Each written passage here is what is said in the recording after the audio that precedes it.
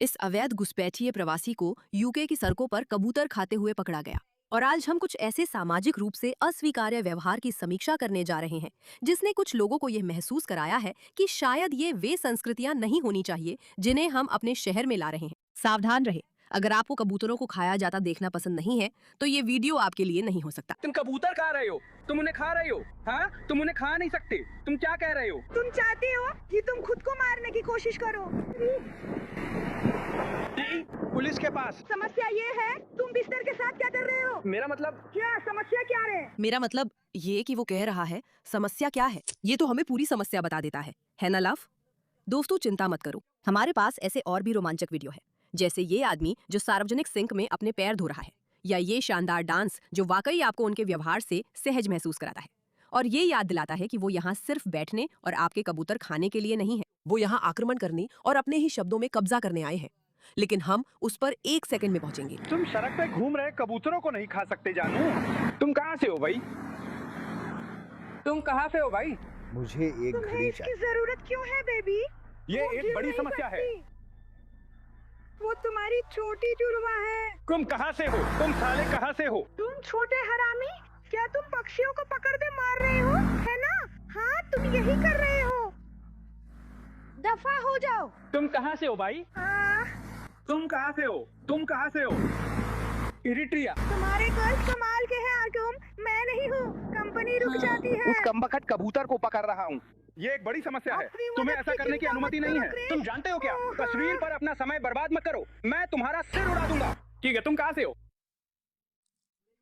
वो सच में कबूतरों को मारकर खा रहे हैं। मेरा मतलब है, हे भगवान, हे भगवान। वो कहते हैं कि अगर आप तीसरी दुनिया को आयात करते हैं तो आपको तीसरी दुनिया ही मिलती है। मुझे लगता है कि हमने शायद किसी बात को समझ लिया है और वो बात शायद सच है। मेरा मतलब है, आपके लिए यहाँ और भी शानदार कॉन्टेंट है। क्या मैं इसे दे सकती हूँ? ये मेरी सेवा में नहीं है और मेरे पास वापस नहीं आएगी। अगर आप वापस जाना चाहते हैं, टर्मिनल जाने वाली फेरी से बाहर निकले, प्रतीक्षा करें। घिनौना। मैं चाहता हूँ कि आप सब इसके साथ थोड़ा खेलें। मुझे नहीं पता कि वो रेस्तरां में है या नहीं। हे भगवान, ये रेस्तरां में है। हे भगवान, ये रेस्तरां में है। वो रेस्तरां के सिंक में अपने पैर धो रहा है। दोस्तों, ये फेरी सेवा में नहीं है और वापस नहीं आएगी। हाँ, अगर आप वापस जाना चाहते हैं। सचमुच अंदर। ठीक है, ये स्टेटन आइलैंड फेरी के परिसर में है। खाने वाले हिस्से के अंदर वो सिंक में अपने पैर धो रहा है। और दोस्तों, मुझे बस इतना ही कहना है कि अगर आप तीसरी दुनिया को यहाँ लाते हैं तो आपको तीसरी दुनिया ही मिलेगी।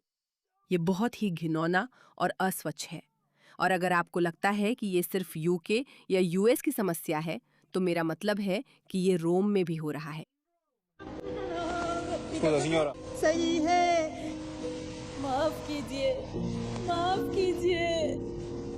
ओह, हमने नहीं किया। बाहर में जाए। रॉबिटो नहीं, मैं पूर्वाग्रही हूँ, मैं पूर्वाग्रही हूँ। रॉबिटो ना, रॉबिटो ना, बच जा। मेरा मतलब, अब मुझे ड्रामेटिक कहो, लेकिन ये मुझे मानसिक स्वास्थ्य समस्या और दबदबे का संकेत दोनों का मेल लगता है, क्योंकि ये वो चीज नहीं है जो सामान्य इंसान सार्वजनिक रूप से करते हैं। समझ रही हूँ ना मैं क्या कहना चाह रही हूँ, लेकिन फिर भी वे इसे अपने शब्दों के रूप में अपनाने की कोशिश कर रहे हैं। इसे सुनो। हम उन लोगों का हिस्सा नहीं बनना चाहते। हम मुसलमान हैं और हम पैगंबर सल्लल्लाहु अलैहि वसल्लम का अनुसरण करते हैं। हम शरीयत का पालन करते हैं और इस देश के कानून का भी पालन करते हैं, जैसा कि अल्लाह ने कहा है। हाँ, हम सिर्फ शरीयत को ही आगे रखते हैं। हम देश के कानूनों को मानना नहीं चाहते। हमें सामाजिक मान्यताओं की परवाह नहीं है। अगर हमें अपने पैर धोने हैं तो चलिए रसोई में ही पैर धो लेते हैं। बिल्कुल, ये पूरी तरह से स्वीकार्य है। अगर हमें भूख लगी है तो चलिए सड़क पर मौजूद कबूतरों को ही खा लेते हैं। और अगर हमें अजीब चीजें करनी है तो वो भी कर लेते हैं। और ये वीडियो अब बहुत वायरल हो गया है, क्योंकि मेरा मतलब है, ये सिर्फ एक थ्योरी नहीं है कि वे कहते हैं कि वे चीजों पर कब्जा करना चाहते हैं। वे सच में ऐसा कर रहे हैं। सारे के सारे सैनिक, आज सुबह जिम में जितने भी लोग थे वे सभी प्रवासी हैं, एक भी नहीं छोड़ा।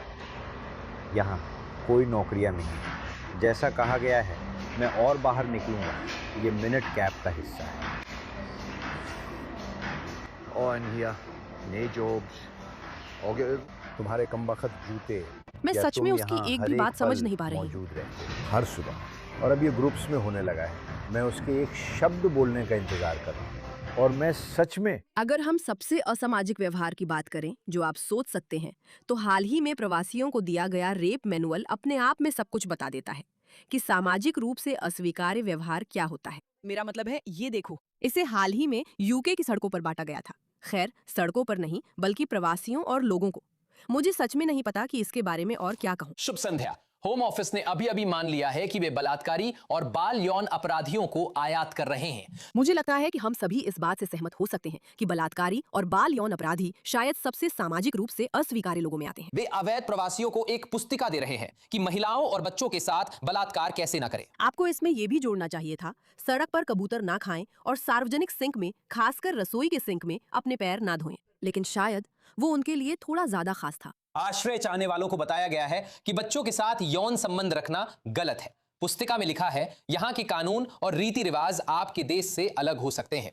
इसमें लिखा है कि 16 साल से कम उम्र के किसी व्यक्ति के साथ यौन संबंध बनाना यूके में एक गंभीर अपराध है। भले ही वे सहमति दें, ये फिर भी गैर कानूनी है। 20 आपको जेल हो सकती है, आपका सहायता और आवास छीन सकता है और ये आपके शरण आवेदन को प्रभावित करेगा। बस ध्यान दें कि इसमें यह नहीं लिखा है कि अगर आप किसी बच्चे के साथ बलात्कार करते हैं तो आपको निश्चित रूप से देश से निकाल दिया जाएगा या आपका शरण आवेदन निश्चित रूप से खारिज कर दिया जाएगा। नहीं। और अवैध प्रवासियों को वास्तव में यह बताया जाना पड़ता है कि बलात्कार क्या है। यहां देखिए, यूके में दोनों लोगों को सेक्स के लिए हां कहना जरूरी है। इसे सहमति कहा जाता है। ये तब भी गैर कानूनी है अगर आप उनसे शादीशुदा है या उन्होंने पहले हां कहा था लेकिन अब वे ना कह रहे हैं। इससे आपके शरण के दावे पर असर पड़ेगा। फिर से सिर्फ आपके शरण के दावे पर असर पड़ेगा। आपको निश्चित रूप से निर्वासित नहीं किया जाएगा। हम बस इसे बहुत नकारात्मक नजरिए से देखेंगे, है ना। लिंग समानता के शीर्षक वाले एक पृष्ठ के तहत शरण मांगने वालों को बताया गया है कि महिलाएं यूके में बिना किसी पुरुष की अनुमति के स्वतंत्र रूप से काम कर सकती हैं, पढ़ सकती हैं और यात्रा कर सकती हैं। घरेलू हिंसा पर एक अन्य पृष्ठ में चेतावनी दी गई है कि अगर आप अपने साथी पर शारीरिक या भावनात्मक हमला करते हैं तो आपको गिरफ्तार किया जा सकता है या जेल भी हो सकती है।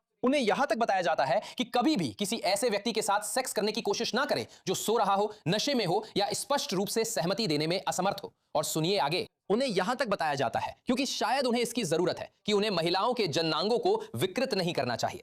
ये वही लोग हैं जिनके बारे में गृह मंत्रालय जानता है कि वे ब्रिटेन आ रहे हैं। और आप जानते हैं, उन्हें यहां तक चेतावनी दी जाती है कि वे किसी की सहमति के बिना उसकी यौन तस्वीरें नहीं ले सकते या बिना सहमति के उन तस्वीरों को साझा नहीं कर सकते। देखिए, यही सबूत है इसी दस्तावेज में। ये पूरी तरह से सामाजिक रूप से अस्वीकार्य व्यवहार के आयात का सबूत है, क्योंकि एक बार फिर अगर आप तीसरी दुनिया को यहाँ लाते हैं तो आपको तीसरी दुनिया ही मिलती है। अगर आप ऐसे लोगों को आयात करते हैं जो मानते हैं कि आप सड़क से कबूतर खा सकते हैं, तो वे सड़क से कबूतर खाएंगे। और अगर आप ऐसे लोगों को आयात करते हैं जो सोचते हैं कि वे आपके किचन के सिंक में अपने पैर धो सकते हैं, तो वे ऐसा ही करेंगे। और अगर वे मानते हैं कि वे तस्वीरें ले सकते हैं या जननांगों को क्षति पहुंचा सकते हैं या उन लोगों के साथ सो सकते हैं जो सो रहे हैं, उन लोगों के साथ सो सकते हैं जो सो रहे हैं। आप समझ रही हैं मैं क्या कहना चाहती हूँ?